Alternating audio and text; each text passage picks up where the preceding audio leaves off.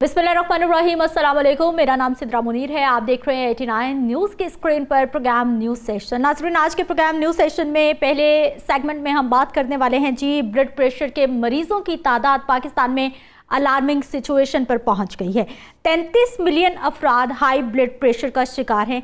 पाकिस्तान 33 लाख अफराद हैं जो कि बीपी के मर्ज में मुब्तला हैं। उससे बड़ी बात ये सुनिए कि सिर्फ 12% ऐसे अफराद हैं, मरीज हैं जिनका ब्लड प्रेशर कंट्रोल है, जो कि प्रॉपर मेडिसिन लेते हैं, ख्याल रखते हैं, लाइफस्टाइल चेंज करते हैं और अपने ब्लड प्रेशर को नॉर्मल रखते हैं। 50% ऐसे लोग हैं जो कि बिल्कुल उनको पता ही नहीं है कि उनका जो है वो ब्लड प्रेशर का मसला है। कभी बीपी हाई हुआ तो गोली शोली खा ली, डॉक्टर से पूछ लिया, डॉक्टर ने उनको बताया कि भाई आपने हर सूरत मेडिसिन खानी है, लेकिन उसके बावजूद क्योंकि हेल्थ हमारी प्रायोरिटी नहीं है, हम भूल जाते हैं। और इसके साथ साथ हाई ब्लड प्रेशर की वजह से हार्ट अटैक और फालिज का मर्ज जो है वो बहुत ज़्यादा कॉमन होता जा रहा है। अब ये डाउ इंस्टीट्यूट ऑफ कार्डियोलॉजी कराची में एक सेमिनार का इनेकाद किया गया था, जहां पर हाई ब्लड प्रेशर का आलमी दिन मनाया जा रहा था और इसी सूरत हाल में कैंपेन की जा रही थी। बताया जा रहा था कि ये कितना खामोश मर्ज है, किस तरह से जो है वो हमारे लोगों की जिंदगियां खतरे में डाल रहा है। अब ये हाई ब्लड प्रेशर क्या है, कैसे होता है, रीजंस क्या हैं, सिम्टम्स क्या हैं, ख़तरनाक कितना है, इन तमाम मामलों पर एक्सपर्ट राय लेना बहुत ज़रूरी है। और उसी के लिए डॉक्टर शाहिद इकबाल साहब हमारे साथ मौजूद है, जो कि कंसल्टेंट कार्डियोलॉजिस्ट है, इंटरवेंशनल कार्डियोलॉजिस्ट है। सर, आपको खुश आमदीद कहते हैं, बहुत शुक्रिया आपके टाइम का। डॉक्टर शाहिद साहब, सबसे पहले तो हमें ये बताइए कि ब्लड प्रेशर का हाई हो जाना कितनी ख़तरनाक सिचुएशन है और पाकिस्तान में 33 लाख अफराद जो नंबर सामने आया, ये कितनी अलार्मिंग सिचुएशन है? बिल्कुल सही फरमाया आपने सर। पहले सबसे पहले तो बहुत शुक्रिया, आपने आज के इस अहम टॉपिक पे मदो किया। ब्लड प्रेशर, हाइपरटेंशन, जी। ये एक समझ लें कि खामोश कातिल कहते हैं इसको। हम्म। ठीक है, इसलिए कि ब्लड प्रेशर के जो जो ब्लड फशार खून है, ये आहिस्ता आहिस्ता इंसानी बॉडी के अंदर जब ये इसका लेवल बढ़ता है तो शुरू शुरू में अलामात नहीं आती। सही। यही वजह है कि लोगों को पता नहीं चलता। हम्म। फिर जैसे जैसे जैसे इसकी पेचीदगियां बढ़ती हैं, तब इसकी जो ना वो तशखीस होती है, और जब तक इसकी तशखीस होती है ऑलरेडी बॉडी के अंदर पेचीदगियां आ चुकी होती हैं। सही। तो इसीलिए जो है पाकिस्तान के अंदर भी हर 40 साल के बाद हर दूसरा बंदा ब्लड प्रेशर के मर्ज में मुब्तला है, और जिसको 40 साल से कम उम्र के जो लोग हैं उनमें से हर चौथा बंदा जो है वो किसी न किसी तरह ब्लड प्रेशर का शिकार है। तो ये सिचुएशन काफी गंभीर होती जा रही है। ठीक है डॉक्टर साहब, मुझे ये बताइए कि एक तो ख़वातीन में ये मर्ज ज़्यादा है या फिर मर्दों में हाई बीपी के जो पेशेंट हैं उनका नंबर ज़्यादा है? देखिए, इस पे आमतौर पे जो ना मर्दों में वैसे तो दोनों में इक्वल है, मगर किसी हद तक जो मर्दों में ज़्यादा इसकी है, चूंकि उनके जो रिस्क फैक्टर्स हैं वो ज़्यादा होते हैं as compared to females. Females के अंदर जो है वो 40 साल के बाद इनके खतरात में ज़्यादा इजाफा होता है, मर्दों में ही जल्दी समझ लें कि ये बीमारी आ जाती है, और जिसकी वजह से जो है वो मर्द और ख़वातीन दोनों ही बुरी तरह से इससे मुतासर होते हैं, चूँकि इसकी पेचीदगियाँ बड़ी लॉन्ग टर्म होती हैं और सही। आहिस्ता आहिस्ता जो इंसानी जिस्म को दीमक की तरह जो है ये नुकसान पहुँचाती है। अच्छा डॉक्टर साहब, रीजंस बताइए, बीपी हाई होने की रीजंस क्या हैं? देखिए, सबसे पहले तो इसकी जो बहुत थोड़ी सी वजूहात है जो पैदाइशी तौर के ऊपर, खुदा ना खास्ता कोई ऐसी, अगर उनको कोई गुर्दों का मसाइल जिन लोगों का, उनको ब्लड प्रेशर का मसला होता है, कुछ इसकी पैदाइशी और भी वजूहात हैं, मगर अगर जो मोस्ट कॉमन इसकी रीजंस होती हैं उनमें आपकी है लाइफस्टाइल। सही। यानी कि गैर मुतहर्रिक जिंदगी, सेडेंटरी लाइफस्टाइल, मोटापा, नमक का बेजा इस्तेमाल और ज़हनी तनाव। हम्म। ये इसकी मैंने मोटी-मोटी वजूहात बताई हैं। प्लस इसके अलावा जो लोग यंगस्टर्स के अंदर स्मोकिंग का इस्तेमाल करते हैं, जिनके अंदर कोलेस्ट्रॉल की ज़्यादती है, उन लोगों में जो है ये ब्लड प्रेशर ज़्यादा कॉमन है। अच्छा डॉक्टर साहब, जैसे बहुत सारी बीमारियां मौरूसी होती हैं, अगर किसी के पेरेंट्स के साथ कोई मामला है तो वो आगे मतलब पैदाइश के बाद बच्चों में भी इस तरह की चीज़ें ट्रांसफ़र होती हैं। क्या बीपी वाला मामला भी ऐसा है कि अगर पेरेंट्स में किसी को है या फिर फैमिली हिस्ट्री है तो आगे बच्चों में होने के भी चांसेस हो सकते हैं? उसकी ऐसी बिल्कुल है, लेकिन इसकी जो शरह बहुत कम है। सही। आम तौर पर इसकी जो वजूहात है वो एक्वायर्ड है, यानी कि हम्म। उसका तल्लक उस शख्स के साथ है जिसको ये मर्ज़ लाहक होता है। तो उसकी जो पर्सनल हैबिट्स हैं, खाने पीने की आदत, सोने की आदत, पानी वो कितना इस्तेमाल करता है, कितना वो अपनी ज़िंदगी के अंदर एक्टिव है, और कितना वो खुश, उनकी ज़हनी सेहत कितनी खुशगवार है, तो इसकी समझ लें कि ये जो भी मुतासरा शख्स होता है उसकी अपनी लाइफस्टाइल के जो उसकी जिस्मानी सेहत है और उसकी ज़हनी सेहत है, आम तौर पर जो उसकी वजूहात है वही हैं। और उसमें सरे फहरिस्त आपकी जो है वो डाइटरी हैबिट्स हैं, खाने पीने की आदत। डॉक्टर साहब सिम्टम्स क्या हैं बीपी हाई के? हाई ब्लड प्रेशर के अंदर एक तो सर में दर्द, चक्कर आना, गनूदगी आना, ठीक है, निढालपन, ये इसकी बेसिकली जो बड़ी नॉन स्पेसिफिक सिम्टम होती हैं। यही वजह है कि शुरू शुरू में इसकी अलामत आती ही नहीं है, और जब तक इसकी अलामत ज़ाहिर होती हैं ये बीमारी ऑलरेडी जो है वो काफ़ी हद तक जो जिस्म को नुकसान पहुंचा चुकी होती है। इसीलिए इसे साइलेंट किलर कहा जाता है, इनका खामोश कातिल कहा जाता है। ठीक। डॉक्टर साहब कितने परसेंट आपको ऐसा लगता है कि मरीज हैं जिनको मालूम है कि वो बीपी हाई का शिकार हो चुके हैं या फिर उनके साथ ये बीमारी जुड़ चुकी है और वो प्रॉपर इलाज मुआलजे की तरफ जाते हैं, वो प्रॉपर आपके पास फॉलो अप्स के लिए आते हैं? देखिए इसकी शरह बहुत कम है। 100 में से 30% लोग हैं जिनको इस बात का पता है कि उनको ब्लड प्रेशर का मसला है, मगर उस 30 में से भी मतलब हार्डली जो है वो 3 से 4% लोग हैं जिनको ब्लड प्रेशर का पता है और वो प्रॉपर मेडिसिन खा रहे हैं और वो कंट्रोल भी है। बाकी लोग जो ऑल्दो मेडिसिन खा रहे हैं मगर फिर भी ब्लड प्रेशर कंट्रोल नहीं होता उनका। तो ये आप देखो देख लें कि इसकी शरह किस हद तक कम है। अच्छा डॉक्टर साहब, बीपी को कंट्रोल में ले आना, क्या हम अपने लाइफस्टाइल को, अपने ईटिंग हैबिट्स को चेंज करके भी अपना लाइफस्टाइल जो है वो बदल कर बीपी कंट्रोल कर सकते हैं, या फिर एक बार अगर हाई होना शुरू हो गया तो उसके बाद आपको हर सूरत मेडिकेशन पे रहना पड़ेगा? नहीं, ऐसा बिल्कुल भी नहीं है। ब्लड प्रेशर एक दफ़ा तशख़ीस हो जाए, आप अपनी लाइफ़स्टाइल के ज़रिए, खाने पीने की हेल्दी जो समझ लें कि हैबिट्स के ज़रिए मुतहरक ज़िंदगी गुजार के ब्लड प्रेशर को रिवर्स कर सकते हैं, कंट्रोल कर सकते हैं। ये बहुत बड़ी मिथ है। बहुत सारे लोग समझते हैं कि जब ब्लड प्रेशर की गोली लग गई तो अब ये ताहियात खानी पड़ेगी, ऐसा नहीं है। बहुत से लोग हैं जो ब्लड प्रेशर को उन्होंने अपनी समझ के लाइफ़स्टाइल के ज़रिए इसका इलाज किया। लाइफ़स्टाइल इटसेल्फ एक मेडिसिन है। अगर आप अपनी जो तर्ज ज़िंदगी है इसमें हेल्दी हैबिट्स को अपना लेंगे तो आप न सिर्फ गोली से छुटकारा पा लेंगे बल्कि बिल्कुल आप कंट्रोल हो जाएंगे। ऐसा होगा जैसे ब्लड प्रेशर का मसला है ही नहीं। तो ये ऑब्वियसली इट ऑल डिपेंड्स कि आप किस हद तक कमिटेड हैं अपनी हेल्थ के साथ। अच्छा डॉक्टर साहब, हमें ये भी बताइए कि अगर बीपी हाई हो जाता है, तो बिल्कुल ऐसा नहीं है, नाम से तो बड़ा छोटा सा लफ्ज़ है जी, बीपी हाई हो गया। ये बीपी हाई होना होता क्या है? क्या होता है हमारे जिस्म में ऐसी तब्दीली जिसकी वजह से ये बीपी हाई हो जाता है, जिसे कहा जाता है? देखिए ब्लड प्रेशर जब ज़्यादा होता है इसकी एक लिमिट होती है 130/80, ये इसकी लिमिट है। सही। अगर इससे ज़्यादा ब्लड प्रेशर आए, मुसलसल रहे, तो ये ब्लड प्रेशर का मर्ज़ जो है ना उसे कहा जाता है। इसकी अलामत जो है पट्ठों के मसाइल होते हैं, गुर्दों के मसाइल होते हैं, दिल के मसाइल, और सबसे जो बड़ी पेचीदगी है वो खुदा न खास्ता हार्ट अटैक, फालिज और बिनाई, आँखों की बिनाई से मुतासर होती है। गुर्दों के बड़े मसाइल पैदा होते हैं। तो ये समझ लें कि ये आपके इंसानी जिस्म के जो मेजर ऑर्गन्स हैं उन तमाम को ये किसी न किसी तरह अफेक्ट करता है। और जो सब सरे फहरिस्त है उसमें दिल है और दिमाग है जिसको सबसे ज़्यादा ये मुतासर करता है। सही। डॉक्टर साहब, खून में क्या तब्दीली आती है? मैंने पहले भी यही सवाल आपसे करने की कोशिश की थी। क्या वो थिक हो जाता है, हमारी वेन्स हैं वो सिकुड़ जाती हैं, जगह प्रॉपर नहीं मिलती, पंप नहीं होता, मतलब ऐसा क्या होता है जिस्म के अंदर के जिसे हम बीपी हाई कहते हैं?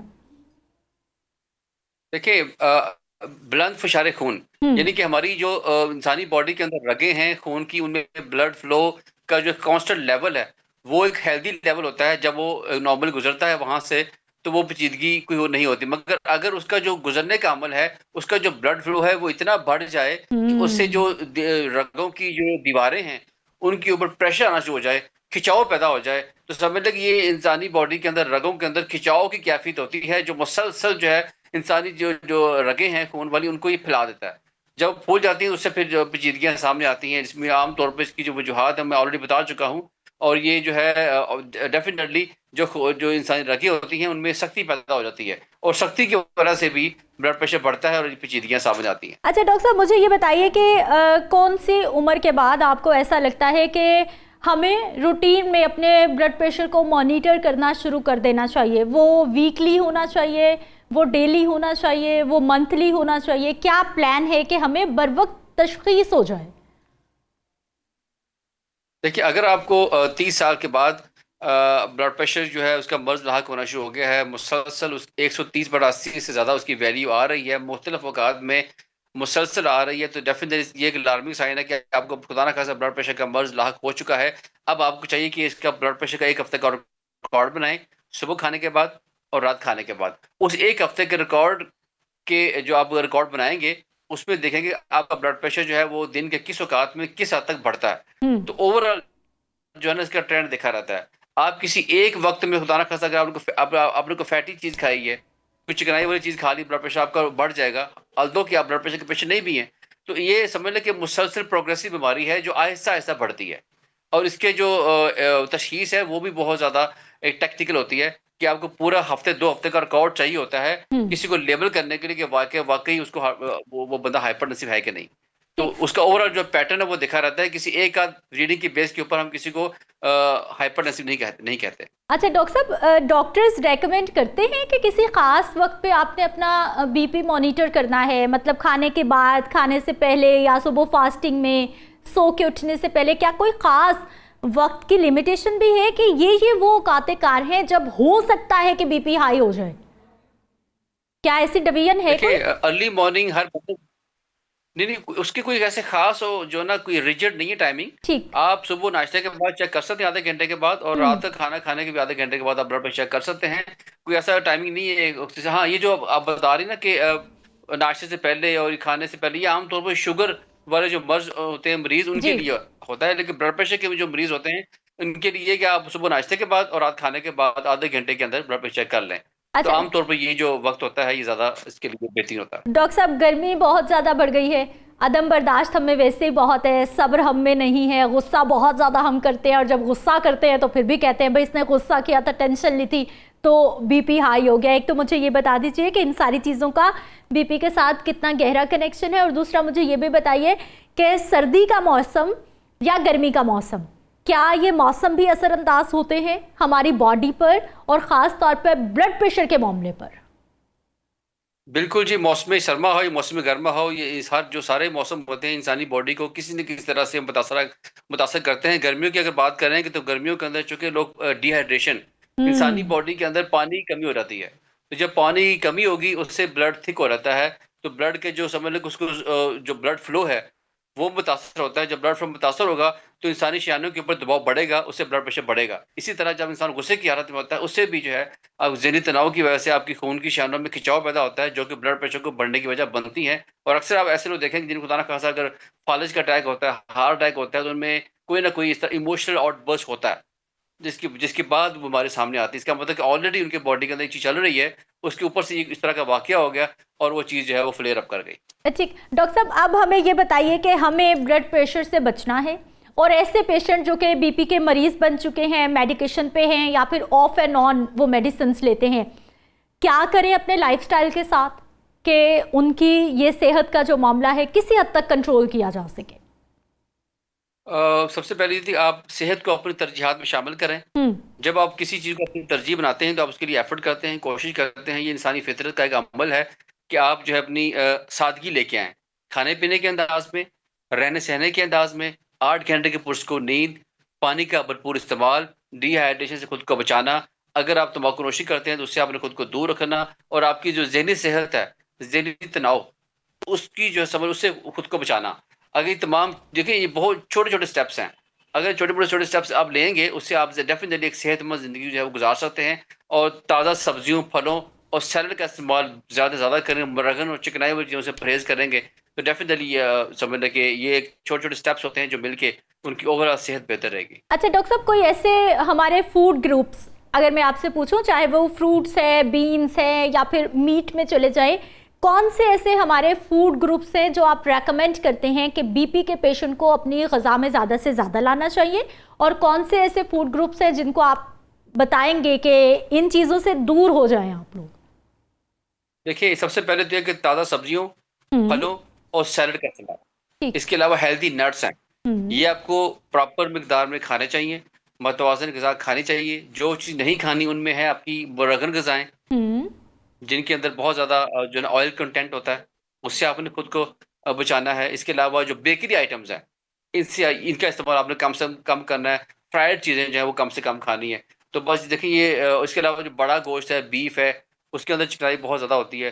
तो ये तमाम चीज़ों से बच के और कुछ सेहतमंद जो चीज़ें हैं आपकी मैंने बताई आपको, वो इस्तेमाल करके आप सेहतमंद ज़िंदगी गुजार सकते हैं। डॉक्टर शाहिद इकबाल साहब, हम पिछले कुछ अरसे में देख रहे हैं कि 35 टू 40 एज, इवन 45 तक भी जो सडन डेथ रेट है वो बहुत ज़्यादा बढ़ गया है। अगर मैं पाकिस्तान की बात करूँ, हार्ट फेलियर के केसेस बहुत ज़्यादा रिपोर्ट होते हैं, हार्ट अटैक के केसेस बहुत ज़्यादा रिपोर्ट होते हैं और सडन डेथ के केसेस बहुत बढ़ रहे हैं। कहीं ना कहीं पीछे खामोश बीपी का मामला हो सकता है इन सारी चीज़ों के। बिल्कुल है। देखें, ब्लड प्रेशर जो है ये हार्ट अटैक और फालिज की सबसे बड़ी वजह है। और जो कार्डियक अरेस्ट हो रहा है यंग लोगों के अंदर, उसकी बहुत बड़ी वजह ये भी है कि हमारे यहाँ ब्लड प्रेशर का जो मर्ज इस हद तक बढ़ गया है और लोग इसको एक्सेप्ट नहीं करते, और अगर एक्सेप्ट करते हैं तो ये ब्लड प्रेशर प्रॉपर कंट्रोल नहीं होता और लोग उसमें प्रॉपर एहतियात नहीं करते खाने पीने के अंदाज में। अगर वो समझते हैं कि अद्वियात का इस्तेमाल शुरू हो गया है, इसका मतलब ब्लड प्रेशर ठीक हो गया, वो खाने पीने में एहतियात नहीं करते। देखिए, दो चीज़ें हैं, एक तो आपकी दवाई है जो आप खा रहे हैं, दूसरा खाने पीने की एहतियात है। जब दोनों चीज़ें मिलेंगी तो ब्लड प्रेशर कंट्रोल रहेगा। ये ऐसा नहीं हो सकता कि आप एक चीज़ पे अमल करें और एक छोड़ दें, तो उससे बीमारी जो कंट्रोल नहीं होती, बढ़ती है, बढ़ के बिगड़ती है। अच्छा डॉक्टर साहब, रवैया लोगों का बड़ा इंपॉर्टेंट है। आपने कहा कि हेल्थ को अपनी तरजीहात में शामिल कर लें तो बहुत सारी चीज़ें ठीक हो जाएंगी, तरजीहात में नहीं है। हम तो मेडिसिन खाते हैं जैसे ठीक होते हैं, हम वो एंटीबायोटिक की डोज भी पूरी नहीं करते, हालांकि डॉक्टर ने बताया होता है कि भाई इसे 3 या 5 दिन ज़रूर इस्तेमाल करना है आपने। तो सर ये बीपी वाले मामले में क्या होता है? बहुत सारे पेशेंट हैं ऑफ एंड ऑन डॉक्टर के पास विजिट करे होते हैं, फॉलोअप्स कितना ज़रूरी है? क्या मंथली फॉलोअप्स होते हैं, 15 दिन के बाद होते हैं, 2 महीने के बाद होते हैं? जो पेशेंट है उनके लिए पूछ रही हूँ कि कितने टाइम के बाद विजिट बहुत ज़रूरी है डॉक्टर के पास? देखिए, उस पर एक चीज़ ये है कि डेफिनेटली सबसे पहली चीज़, जब आपको खुदा ना खासा मर्ज का ब्लड प्रेशर का मर्ज लाक हो चुका है, तो शुरू में आपका जो विजिट्स हैं वो ज़्यादा फ्रीक्वेंट होंगे। हो सकता है कि हर 2 हफ्ते के बाद, हर हफ्ते के बाद कराना पड़े। जो ही ब्लड प्रेशर आपका स्टेबल हो जाएगा, कंट्रोल हो जाएगा, फिर आप मंथली, फिर आप एवरी 3 मंथ के बाद। तो इट ऑल डिपेंड्स कि आपका ब्लड प्रेशर जो है उसकी स्टेज कौन सी है, अद्वियात का ब्लड प्रेशर का ओवरऑल रिकॉर्ड कैसा जा रहा है और आपकी लाइफस्टाइल कैसी है। तो ये तमाम चीज़ें देख के समझने की इंडिविजुअल अप्रोच है, हर पेशेंट का अलग से होगा। लेकिन नॉर्मली जो होता है, जिनका ब्लड प्रेशर कंट्रोल होता है, वो एवरी मंथ चेकअप होता है, एवरी 3 मंथ के बाद उनका चेकअप होता है। ठीक हो गया, बहुत शुक्रिया डॉक्टर शाहिद इकबाल साहब, आप हमारे साथ मौजूद रहे और आपने बताया कि बीपी हाई एक खामोश कातिल बीमारी है जो सिर्फ आपके बीपी को हाई नहीं करती बल्कि आपके बहुत सारे मजीद हेल्थ इश्यूज को मतलब आपकी ज़िंदगी में ला सकती है। मुझे एक ब्रेक पे जाना है, वापस आएंगे मजीद टॉपिक्स पे बात होगी। ब्रेक के बाद एक बार फिर से आपको खुशामदीद कहते हैं। नाज़रीन, हमारे माशरे में ख़वातीन को हिरासानी का सामना रहता है। ये ज़रूरी नहीं है कि वो खातून घर में बैठी हो, कॉलेज में जाने वाली बच्ची हो, स्कूल में जाने वाली बच्ची हो, या फिर वो यूनिवर्सिटी स्टूडेंट हो, या फिर हमारी ऐसी ख़वातीन हो जो कि अपनी अपनी फील्ड में बड़ी नुमायाँ हैं। वो जर्नलिस्ट हो सकती हैं, वो हमारी अदाकाराएँ हो सकती हैं, वो कहीं पर भी कोई भी खातून है, वो कहीं ना कहीं हिरासानी का शिकार होती है। कल का ही अभी मामला है टिकटॉकर सना यूसुफ के हवाले से। अच्छी खबर ये आई कि उनके जो कातिल, उनको सज़ाए मौत अदालत ने सुना दी गई। यकीनी तौर पर एक बहुत बड़ा फैसला जिसको पूरी आवाम ने बड़ा अप्रिशिएट किया। उसके बाद क्या होता है, मोमना इकबाल एक मूवी की ये जो है वो मूवी में भी आ चुकी हैं, फिर एक्ट्रेस हैं, ड्रामास में हम इनको देखते रहते हैं, मॉडलिंग में हम इनको देखते रहते हैं। अब उनकी जानिब से ये बताया जा रहा है कि उनकी जान खतरे में है। कोई बहुत तगड़ा एमपी है जिसका ताल्लुक नून लीग से है, वो मुसलसल मुझे तंग कर रहा है, वो मुसलसल मेरे साथ हरासानी के मामले कर रहा है, मेरी जान को ख़तरा है, ये मुसलसल बता रही हैं। इस पे मरियम नवाज़, क्योंकि वो कहती हैं कि ख़वातीन हमारी रेड लाइन है, वज़ीर आला पंजाब, उनसे उन्होंने मदद की अपील कर दी है। बाकायदा इंस्टाग्राम पर, सोशल मीडिया, अपने अकाउंट्स पे उन्होंने, जब किसी ने नहीं सुनी, पुलिस ने नहीं सुनी, उन्होंने शिकायत की, चीज़ें की, नहीं हुआ, आखिर उन्होंने सोशल मीडिया पर आकर लबकुशाई की है और बात की है। बात करेंगे जी। ज़हीर शेख साहब हमारे साथ मौजूद है, सीनियर सहाफ़ी, आपको खुशामदीद कहते हैं। ज़हीर साहब, जब भी बात आती है ख़वातीन की हिरासानी के हवाले से तो हम कहीं ना कहीं ढूंढते हैं। अब ये एक नया मामला आ गया, हमने ढूंढना है कि ये तो पहले उसकी दोस्त होगी, ये तो उससे बात कर रही होगी। अगर दोस्त होगी, बात कर रही होगी, फिर भी कौन सा कानून इजाज़त देता है कि आप तंग करने पे? जी, ये क्या मामला है सर? सबसे पहले तो मैं आपको बताऊं कि ये एक आम फहम जुमला है, ताली एक हाथ से नहीं बजती। उसी को अगर हम लें तो ये सभी ये कहते हैं जी, एक अगर लड़की पे इल्ज़ाम लग रहा है या लड़की किसी पे इल्ज़ाम लगा रही है तो वो दूध की धुली तो नहीं होगी। अच्छा, इन चीजों की वजह से ना मुआशरे में ना बिगाड़ पैदा होता है। विक्टिम ब्लेमिंग ना, जो बेचारा पहले ही मुसीबत में उसी को ब्लेम शुरू कर जी। असल में बात ये हमने देखना है कि मजलूम कौन है और जालिम कौन है। सही। जब एक लड़की ने अपना ट्वीट किया ना, तो उसमें उसने जिस दर्द के साथ अपने साथ होने वाला वाकया बयान किया, हमें फिलहाल तो उसको देखना है। ठीक है, उसके लिए सबसे पहले ज़रूरी है कि जो ये ताकतवर लोग हैं जो कि वो बता रही हैं MPA, आप देखें 1-2 दिन से ये चल रहा है तो अभी तक वो MPA का नाम सामने नहीं आया। सही। ठीक है, इसकी वजह ये है कि वो MPA जो है ना वो उस जमात का है जो कि हुकूमत में इक़्तिदार में है, इक़्तिदार वाली, और उनका जाहिर है जोर तो होता है। ठीक है, बिल्कुल होता है। तो ये भी हो सकता है कि कहा जा रहा है कि बैकडोर में जो है ना सुलह करवाने की भरपूर कोशिश की जा रही है। सही। तो अगर सुलह हो जाती है तो फिर तो वो नाम दब जाएगा ना उधर का उधर ही। तो अभी तक वो नाम इसलिए तो सामने नहीं आ रहा, अगर वो ऑपोजिशन का होता तो अभी तक हो सकता है उसके नाम के झंडे भी लग गए होते। ठीक है, तो बिल्कुल लग चुके होते। बिल्कुल। अगर मोमना ये कह रही हैं उनको हरासा किया जा रहा है, तो आप खुद सोचें कि ये कितना बड़ा ये जुल्म है कि एक औरत जो है वो निहत्ती और कह रही है मैं जहां भी जाती हूँ मेरी सुनवाई नहीं होती। और हालांकि हमारी पंजाब की जो वजीर आला हैं वो हैं एक औरत हैं। ठीक है, मरियम नवाज शरीफ जो है, उनका कहना है कि औरत मेरी जो है ना रेड लाइन है जी। कोई भी उनके हवाले से मामला आते हैं तो फर्स्ट प्रायोरिटी होनी चाहिए उसको। तो उनको चाहिए कि इसको टेस्ट केस के तौर पे लें, अपने वो जो भी MP है उनको सामने लाएं। अच्छा शेख साहब देखें जरा, वो पूरी डिटेल बता रही हैं। उन्होंने कहा है जी मैं NCCIA दरख्वास्त की, मैंने शिकायत की, ऑनलाइन किसी ने नहीं सुनी। FIA में दरख्वास्त की, किसी ने नहीं सुनी। अपने मुतलका पुलिस थाने में दरख्वास्त की, किसी ने नहीं सुनी। कि वहाँ से जो है वो इतना ज़्यादा प्रेशर आता है कि कोई उनकी बात सुनने को तैयार नहीं है। CM ऑफिस तक में उन्होंने शिकायत की है लेकिन कोई उनकी बात नहीं सुन रहा। अब देखें ना, इसी से तो अंदाजा लगाए ना कि एक आम आदमी और एक ताकतवर आदमी उसमें क्या फर्क है। ठीक है, ये तो हुकूमत को चाहिए कि वो लोगों को इंसाफ फराहम करे और ये ना देखे कि कौन हमारा है कौन पराया है कौन अपना है। इसमें क्रॉस दी बोर्ड जाके इंसाफ होना चाहिए। अगर किसी भी औरत को कोई हरासा करता है तो उसको सामने आना चाहिए। सही। और ये तो वैसे भी ज्यादती है कि वो जाहिर है स्टार है, कई साल से वो इंडस्ट्री में है और एक अच्छा नाम है। कराची में ज्यादा काम करती हैं, लाहौर से वैसे वो बिलोंग करती हैं। लेकिन जिस तरह वो बता रही हैं इससे तो यही लगता है कि जैसे उनकी फैमिली को उनको बहुत थ्रेड है।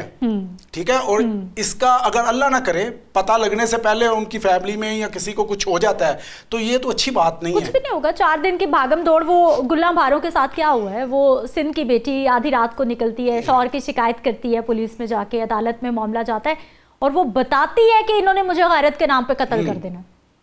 उसके बाप के हवाले किया और गैरत के नाम पे उसे कत्ल कर दिया। ठीक है, अभी आप सना का बता रही थी, सना यूसुफ की मैं बात कर रही हूं। सना यूसुफ को ये देखे, पाकिस्तान में मेरे ख्याल में बहुत अरसा बाद पता चला है कि हमें किसी को जुर्म की सजा फौरी मिली है। ये फौरी वाला हिसाब है, 1 साल के अंदर अंदर मिल जाना, क्योंकि यहाँ पर तो कई बरस लग जाते हैं उसकी शनाख्त के लिए।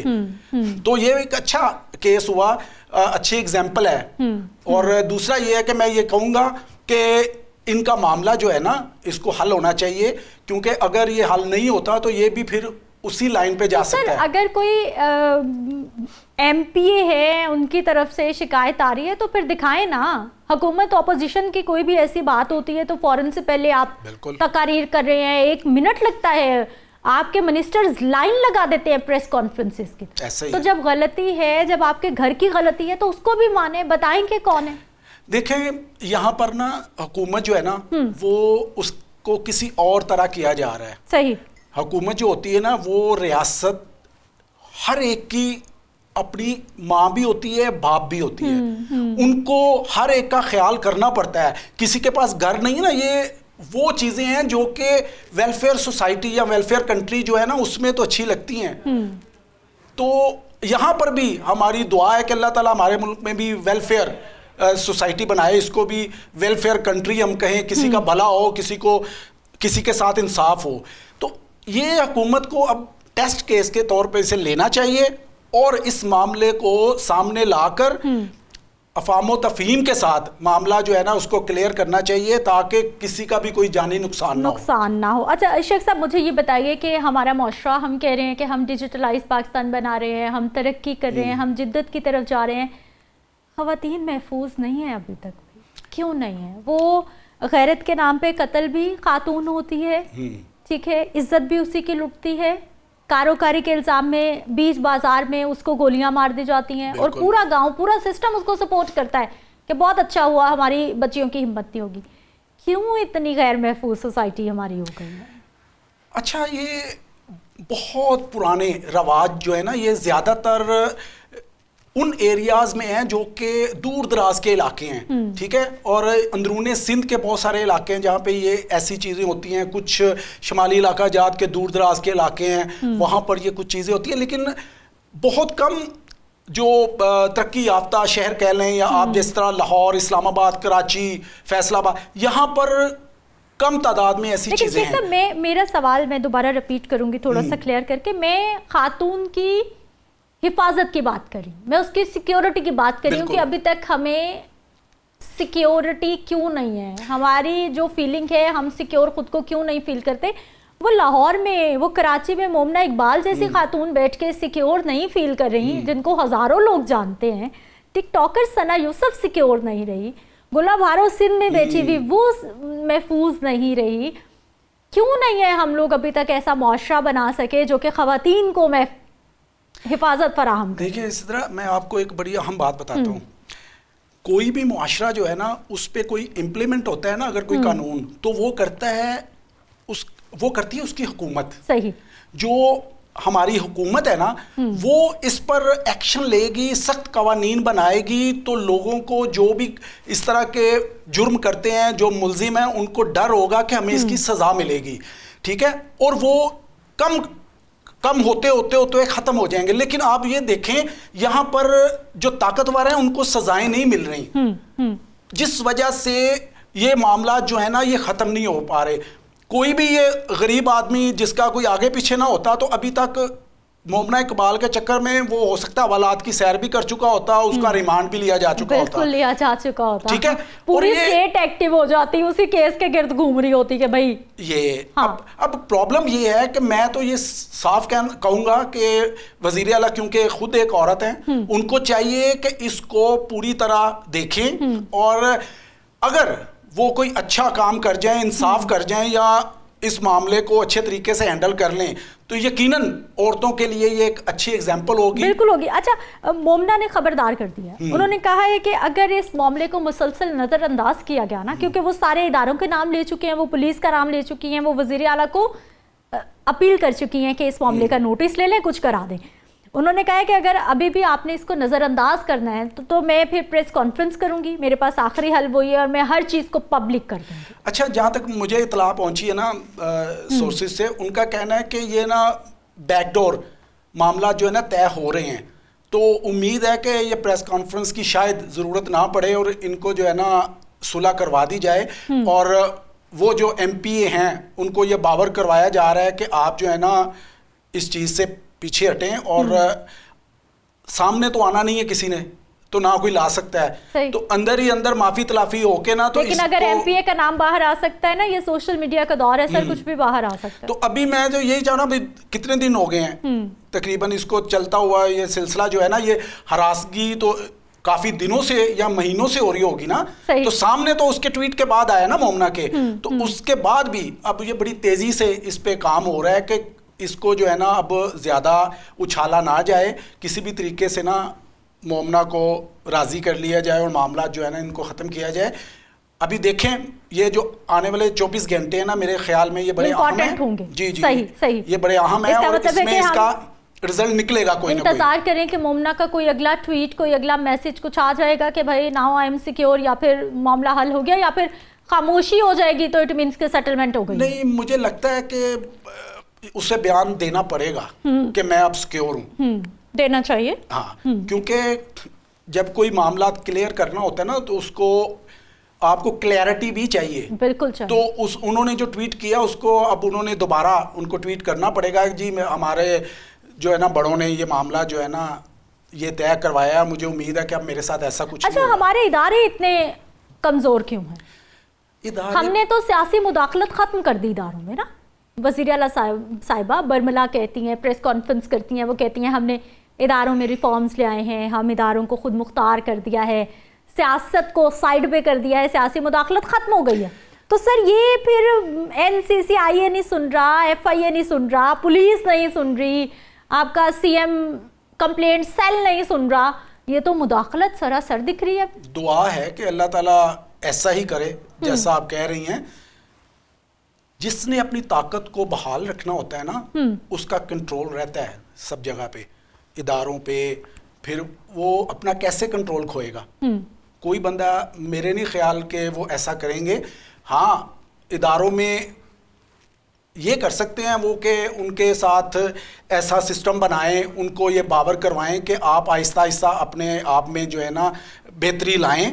लेकिन मैं नहीं समझता कि जो सियासत है वो इदारों से निकल चुकी है, मुझे तो खैर ये नज़र नहीं आता। अगर ऐसा हो जाए ना, यकीन करें हमारे मुल्क में की आधी प्रॉब्लम जो है ना वो तो खत्म वैसे ही हल हो जाएंगी। बहुत शुक्रिया ज़हीर शेख साहब, आप हमारे साथ मौजूद रहे। लेकिन सवाल यही है कि अगर मोमना इकबाल जैसी खातून को सोशल मीडिया पर आकर मदद मांगनी पड़ी है, तो फिर इस मुल्क में बसने वाली जो आम खवातीन हैं, जिनकी सोशल मीडिया तक रसाई नहीं है, जिनको एक से दूसरे घर में कोई नहीं जानता, उनकी कौन सुनेगा?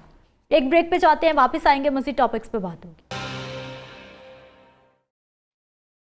खेल के मैदान से खबर शामिल करेंगे और खबर ये है जी, बांग्लादेश के हाथों बदतरीन शिकस्त का पाकिस्तान को सामना करना पड़ा है और मुसलसल पाकिस्तान के जो प्लेयर्स हैं कहीं ना कहीं तनकीद का निशाना बनते रहते हैं। ऑब्वियसली परफॉर्मेंस की वजह से बनते हैं। हाँ, परफॉर्मेंस बेहतर हो जाए, ग्राउंड में अच्छा खेलना शुरू कर दें तो इनकी 100 खामियां हमारी कौम भुला सकती है। लेकिन अगर आप जो है वो ग्राउंड में परफॉर्म नहीं कर पा रहे, एक के बाद दूसरा प्लेयर, दूसरे के बाद तीसरा प्लेयर, और अब मैं बात कर रही हूँ जी शान मसूद की। अब खबरें ये मौसूल हो रही हैं कि शान मसूद मुस्ताफ़ी हो सकते हैं, क्योंकि जब से वो कप्तान बने हैं पाकिस्तान 16 में से 12 टेस्ट 2023 मैचेस हार चुका है। ठीक है, 16 टेस्ट मैचेस खेले जिसमें से 12 टेस्ट मैचेस वो हार चुका है। इसलिए जो उनको लग रहा है कि शायद मैं बेहतर कप्तान साबित नहीं हो रहा और मैं टीम को साथ लेकर नहीं चल रहा। क्या ये सिर्फ कप्तानी का मामला है, पीछे और कोई मामलात हैं? ये जो हम टीम में ग्रुपिज्म की बात करते हैं, ये किस हद तक जो है वो मामला? और मोस्ट इंपॉर्टेंट क्वेश्चन, बांग्लादेश बहुत स्ट्रॉन्ग टीम थी या फिर पाकिस्तान के प्लेयर्स जो हैं वो बिल्कुल अच्छा नहीं खेल पाए? बात करेंगे। जो हमारे साथ मौजूद है अशरफ चौधरी साहब है, सीनियर स्पोर्ट्स जर्नलिस्ट हैं, आपको खुश आमदीद कहते हैं। बहुत शुक्रिया सर आपके टाइम का। इमरान सुहेल साहब हमारे साथ मौजूद हैं, आप भी सीनियर स्पोर्ट्स जर्नलिस्ट हैं। इमरान, आपको भी खुश आमदीद कहते हैं। अशरफ चौधरी साहब, आपकी तरफ आना चाहूँगी। सर, सबसे पहले तो मुझे ये बताइए कि ये बांग्लादेश के साथ मैच में क्या हुआ है हमारे साथ? हम खेलना भूल गए हैं या फिर बांग्लादेश ने बहुत ज्यादा सीख लिया है खेलना?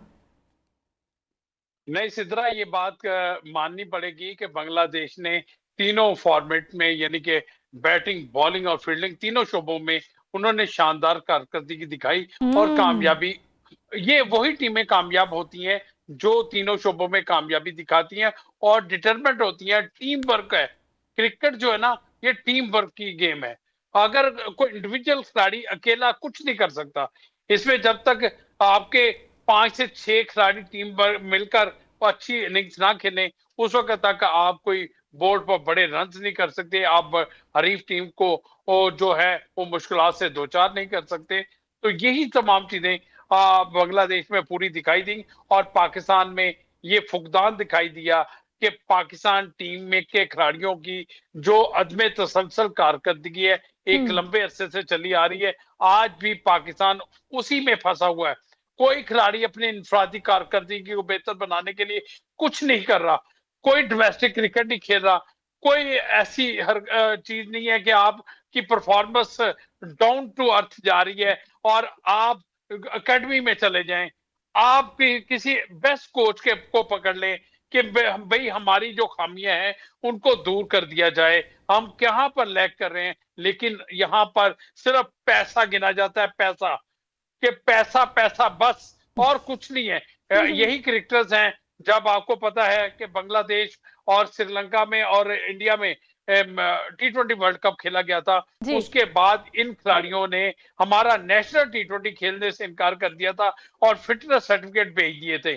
तो उसके बाद ये डोमेस्टिक जब खेलना नहीं चाहते, फिर किस बुनियाद पर शान में इनको गुस्ताखी है सर हमारे। टीम में शामिल कर लिया जाता अब हम नेशनल टीम में आके अब हम डोमेस्टिक खेलेंगे, क्यों हमारी शान में गुस्ताखी कर रहे हैं आप अशरफ चौधरी साहब? सिद्रा ये बहुत बहुत बड़ा सवालिया निशान है। इस पर पाकिस्तान क्रिकेट बोर्ड को एक्शन लेना होगा। मैं एक बात कहता हूँ, वो आज वहाब रियाज के साथ भी बात हो रही थी अभी एलसीसी ग्राउंड में। वो यहाँ पर उनका क्योंकि वीमेन टीम का कैंप लगा हुआ है, तो वो वहां पर बतौर मेंटोर उनके साथ मौजूद हैं और उनकी मेंटोरशिप में पाकिस्तान वीमेन टीम ने कुछ अच्छी कारकर्दगी भी दिखाई है। लेकिन आज वो भी मानते हैं कि जब तक तसलसल नहीं आएगा उस वक्त तक पाकिस्तान की कारकर्दगी बेहतर नहीं हो सकती। तो अब तसलसल लाने के लिए क्या कोई जादू की छड़ी घुमाना पड़ेगी या पाकिस्तान क्रिकेट बोर्ड के चेयरमैन को कोई ऐसा इकदाम करना पड़ेगा, क्योंकि हम सर्जरी बहुत देर तक अशरफ चौधरी साहब, अब ये बात सिद्रा मैं मानने के लिए तैयार नहीं हूं कि पाकिस्तान में टैलेंट नहीं है। अब जब हमारी बात हुई थी ना क्रिकेट बोर्ड के आला ओहदेदारान से, वो कहते थे कि इन 25 से 20 खिलाड़ियों के बाहर कौन से खिलाड़ी हैं? भाई हमने तो नहीं पहले अब्दुल्ला फजल का नाम सुना था, हमने तो नहीं अजान अवैस का नाम सुना था। आए डोमेस्टिक में उन्होंने परफॉर्म किया कि एक ने 10 सेंचुरियां की, एक ने 4 सेंचुरियां डोमेस्टिक में की। आपने उनको मौका दिया, उन्होंने कदरे बेहतर खेल पेश किया। आप अशरफ चौधरी साहब, आपने बिल्कुल सही बात की है कि ये जो सर्जरीज हैं ये बहुत सारी हो गई हैं। अब जो है वो पूरे का पूरा मेरा ख्याल है सिस्टम बदलने की ज़रूरत है। इमरान सोहेल, आपकी तरफ आना चाहूँगी। अशरफ चौधरी साहब जिस तरह से बात कर रहे थे, यकीनी तौर पर आप वो जर्नलिस्ट हैं जिन्होंने जिंदगियाँ इन ग्राउंड्स को देखी हैं और जिन्होंने एक एक बॉल पे नज़र रख के जो है वो पाकिस्तान प्लेयर्स कौन किसके साथ कैसे ग्रुप्स कौन आया कौन गया आप सब जानते हैं। और आप लोगों को जितना दिल दुखता है ना इस तरह की परफॉर्मेंस पे, मैं अच्छे से अंदाज़ा लगा सकती हूँ। कप्तान साहब का दिल बहुत दुख गया है। खबरें आ रही हैं शान मसूद मुस्ताफी हो जाएंगे, भाई मेरी बात हो गई है, मैं मजीद नहीं हरवा सकता टीम को। ऐसा होने जा रहा है कुछ? चौधरी साहब मैं वापस आ रही हूँ सर आपकी तरफ। इमरान का पॉइंट ऑफ व्यू ले ले, मैं आपकी तरफ वापस आ रही हूँ। जी इमरान। कप्तान नहीं जाएंगे तो क्या होगा? क्या उनको क्या निकाला नहीं जा सकता? क्या वो कोई कॉन्ट्रैक्ट करके आएंगे उतने सालों तक कप्तान रहेंगे और वो चाहे टीम का बेड़ा गर्क भी हो जाए तो वो कप्तान ही रहेंगे? देखें, ये पाकिस्तान क्रिकेट बोर्ड का फैसला है, चेयरमैन पीसीबी का फैसला है कि उनको कब रखना है कब हटाना है। उनके साथ कोई परमानेंट कॉन्ट्रैक्ट नहीं है कि वो टीम के साथ जब तक उनका दिल चाहेगा कप्तान रहेंगे। अखलाकी तौर पर उनको खुद ही मुस्ताफी आज की प्रेस कॉन्फ्रेंस में हो जाना चाहिए था। जिम्मेदारी तो कबूल कर ली थी, पीछे क्या रह गया था? पीछे तो कुछ भी नहीं रह गया था। आपको क्या लगता है कि आपको इंग्लैंड की सीरीज भी बड़ी आसानी से जो है वो आप जीत जाएंगे? वो वहां से भी आपको व्हाइट वॉश ही होना है, इससे कम नहीं होने वाला। और अगले वाली कोई सीरीज आपकी टेस्ट सीरीज इतनी आसान नहीं है कि आप कहें कि हाँ शान मसूदी कंटिन्यू करेगा। आपने हार नहीं है ना, तो कोई अच्छा नया लड़का नया यंग टैलेंट रख के आ रहे हो। दूसरी बात, आपकी करंट टीम टेस्ट टीम के अंदर इस वक्त कितने कप्तान खेल रहे हैं? एक्स कैप्टन की बात कर लें, वनडे की टीम की कप्तानों की बात कर लें, सलमान अली आगा आपकी T20 के कप्तान है, शाहिनशाह अफरीदी आपके कप्तान है वनडे की टीम के, बाबर आजम कप्तान रह चुके हैं, रिजवान कप्तान रह चुके हैं, ये 5वें कप्तान है। अब मुझे बताएं, कप्तानों की वो टीम है, अब कौन सा बंदा चाहेगा कि उसके सर के ऊपर पग रखी जाए? ये तो आ गई आपकी टीम के अंदर की जो खिचड़ी पकी हुई है वो। दूसरी बात कर लेते हैं, क्या आपकी टीम में कोई एक ऐसा फास्ट बॉलर है जो कह सके कि हाँ मैं 25 ओवर पूरे दिन में एक पेस के साथ एक फिटनेस के साथ कर सकता हूँ? नथिंग। वो देखिए बांग्लादेश की टीम में है सर 25 ओवर आप एक ओवर करा दें सर उनसे। उनके लेफ्ट आर्म स्पिनर ने आउट कर दिए 6 इनिंग में। आपने लेफ्ट आर्म स्पिनर को निकाल के ऑफ स्पिनर को रख लिया, उसको टांग के ऊपर हाथ मारने की भाई ये खुश्क पिचेस नहीं है जिनको आपने हीटर लगा के मुल्तान की तरह सूखी मिट्टी यहाँ पर रखी हुई है। यहाँ पर आपको एफर्ट करके आउट करने पड़ते हैं। यहाँ पर पिच नहीं आउट करके देती, यहाँ पर एबिलिटी आउट करके देती है। बताएं आपने कितनी यहाँ पर एबिलिटी है? आपके पास जो एबिलिटी वाले बंदे थे उन्होंने परफॉर्म किया ना, ओपनर्स ने, यंग ने। आप क्यों यंग स्पिनर्स नहीं खिलाते जो सारा सारा दिन वेरिएशन के साथ, जिनके अंदर जान भी है, जिनके अंदर जुनून भी है, जज्बा भी है, वो आपको जीत के दिखाए? आपने हारना ही है ना, तो भाई उनको ले आए जिन्होंने कल को क्रिकेट खेलनी है। आज वो हार जाएंगे, कल जीत लेंगे। लेकिन आपका माजी एक ऐसा है कि हर एक टेस्ट प्लेयर कम से कम अपने साथ 10 साल के करियर में उसी तरह के 10 से 15 प्लेयर खा जाता है। ये नहीं है। ठीक, चौधरी साहब आपकी तरफ एक तो सर आप रिस्पॉन्ड करना चाह रहे थे, जो मैंने सवाल किया था उस पर भी रिस्पॉन्ड कीजिए, और दूसरा सर मैं ये जानना चाहूंगी कि आप जर्नलिस्ट हैं, आप देख रहे हैं चीज़ें कहाँ कहाँ पर गलतियाँ हैं, कमियाँ हैं, कोताहियाँ हैं, हमारे प्लेयर्स डोमेस्टिक नहीं खेल रहे, सिस्टम में मसाइल हैं, हमें अपनी बैटिंग बॉलिंग फील्डिंग किस पे फोकस करना है, तो सर ये हमारे पीसीबी को क्या समझ नहीं आ रहा? उनके पास तो एक्सपर्ट्स की टीम मौजूद है, तो फिर भी क्यों ये चीजें अभी तक नहीं समझी जा रही? सबसे पहले तो जो इस पर मैं कमेंट करना चाह रहा था वो पाकिस्तान टीम के कप्तान शान मसूद हैं। शान मसूद हमेशा वो डाल देते हैं, कभी बैटिंग पे डाल देते हैं, कभी कहते हैं हमारी बॉलिंग नहीं चली, और खुद वो जिम्मेदारी लेने के लिए तैयार नहीं है। मैं हमेशा बहुत मुख्तलिफ चैनल्स पर ये मैं बात बार बार कह चुका हूं कि शान मसूद का अगर ट्रैक रिकॉर्ड देख लें तो वो अगर 2 टेस्ट मैच की 4 इनिंग्स हैं तो 1 में स्कोर करता है और 3 में फेल होता है। तो ऐसे कप्तान की हमें जरूरत नहीं है। जिस कप्तान की टीम में जगह ना बनती हो उसको कप्तान के ओहदे पर रहना नहीं चाहिए। हाँ, ये बात जरूर है कि आपने अभी जो T20 खेला मुल्तान की जानिब से आपने खेला, आपने उसमें जारहाना अंदाज अपनाया और वहां पर आपने रन भी किए, लेकिन टेस्ट क्रिकेट में का हर सेशन मुख्तलिफ होता है। अगर आप सेशन टू सेशन अपनी प्लानिंग नहीं करेंगे फिर आज जो शिकस्तें हैं वो आपका मुकद्दर ही बनेगी। तो ऐसी सूरत में आप 14 टेस्ट मैच हार चुके हैं, तो कौन देगा इसका जवाब? कौन कहां पर होगा? आज खुद ये फैसला करना होगा। इसमें कोई शक नहीं कि शान मसूद एक बड़े बाप का बेटा है, तो बड़े बाप के बेटे का ये मतलब नहीं है कि आप मनमानियां करते जाओ, आप जो रूल्स है उनको वायलेट करते जाओ। पाकिस्तान क्रिकेट को असर नो इसकी होनी चाहिए, सारा ढांचा तब्दील होना चाहिए। अच्छा चौधरी साहब, बोर्ड का नहीं, चौधरी साहब मैं आपसे बड़ा एक बोल्ड क्वेश्चन करती हूँ, आप चूंकि एक्सपर्ट है, आप दोनों से ही, इमरान आपसे भी ये सवाल है और चौधरी साहब आपसे भी, पहले आप आंसर कीजिए फिर इमरान की तरफ चलते हैं। सर मुझे ये बताइए, आप जब सब कहते हैं कि पूरे सिस्टम को बदलना पड़ेगा, तब्दीली लानी पड़ेगी, सर उस एक तो सिस्टम में क्या क्या तब्दीलियां होंगी, और दूसरा ये कि 2, 3, 4 साल 5 साल 10 साल ऐसा कौन सा प्लान हो, प्लेयर्स को बदल दिया जाए, इन सबको हटा दिया जाए, इंटरनेशनल क्रिकेट से थोड़ी दूरी, थोड़ा वक्त ले लिया जाए कि भाई हमें तैयारी के लिए टाइम चाहिए, क्या करें? कितने सालों से आप यही सवाल कर रही हैं, ये बता सकती हैं? सेम क्वेश्चन चौधरी साहब भी कितने सालों से, माशाल्लाह मुझे 30 साल हो गए हैं, यही सवाल मैं सुनता आ रहा हूँ इनके मुंह से भी, इनकी लिखी हुई तहरीर मैं इसमें बताता हूँ ना इमरान, मैं बताता हूँ जी चौधरी साहब जी। सिद्रा, सबसे पहले तो ये है कि आपने दौरा बांग्लादेश के लिए ना तजर्बाकार, मुझे बताएं सरफराज अहमद का कोचिंग में क्या तजर्बा है, उमर गुल का कोचिंग में क्या तजर्बा है, असद शफीक जो सिलेक्शन कमेटी का रुकन है उसका सिलेक्शन कमेटी में या टीम मैनेजमेंट में या कोचिंग पैनल में उसका क्या तजर्बा है? आप जब अनक्वालिफाइड कोचेस लगाएंगे टीम के साथ, रिजल्ट इससे भी बुरे आएंगे।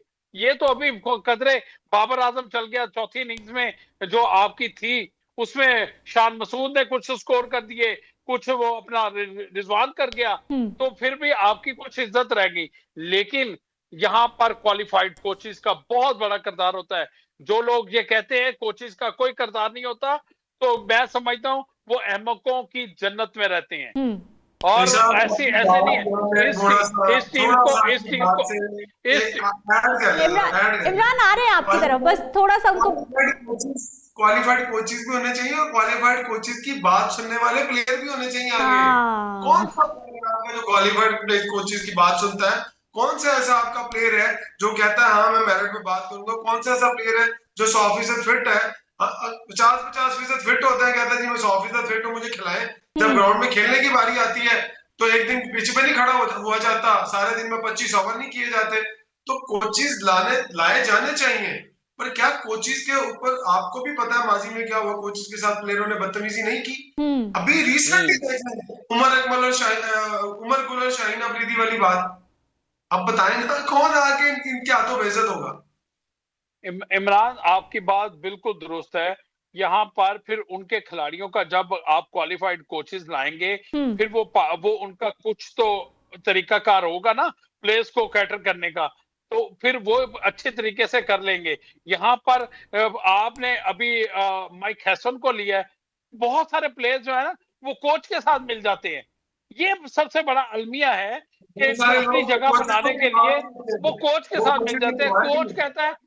कोच कहता है मैं गैर मुल्क में हूँ, गैर खिलाड़ियों के साथ हूँ, तो लिहाजा मैं इनके साथ मिलके चल।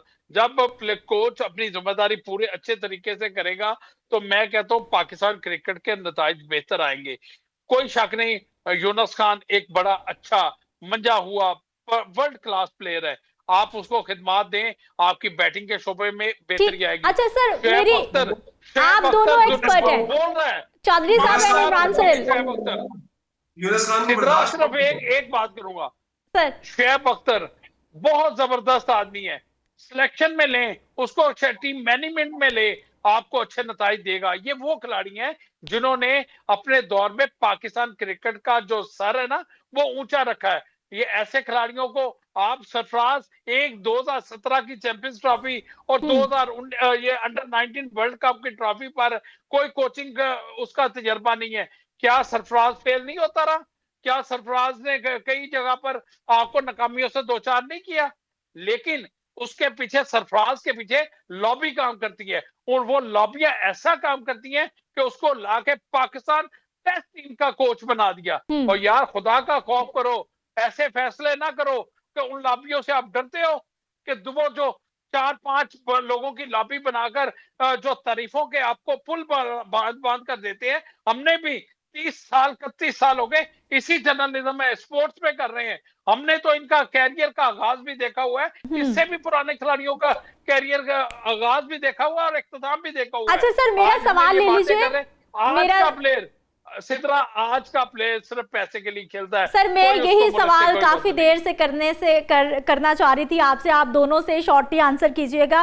सर, आप दोनों की बातों से जो मसाइल नजर आए हैं, एक तो हमारे प्लेयर्स को तरबियत की बहुत ज़रूरत है, दूसरा अब ये पीसीबी हमारा खेल का मैदान पहले होता था जज्बा जुनून, पाकिस्तान के लिए कुछ करना है, दुनिया देखेगी हम पाकिस्तानी कहलाएंगे। अब तो सर ये सिर्फ नौकरी बन के रह गई है। मेरा ख्याल है इनको जो 30-30, 40-40 लाख दे रहे हैं ना, इनको 2-2 लाख पे ले आए और साथ में ये शर्त लगा दें कि भाई जो प्लेयर खेलेगा उसकी तनख्वाह जो है वो 3-4 लाख तक जाएगी।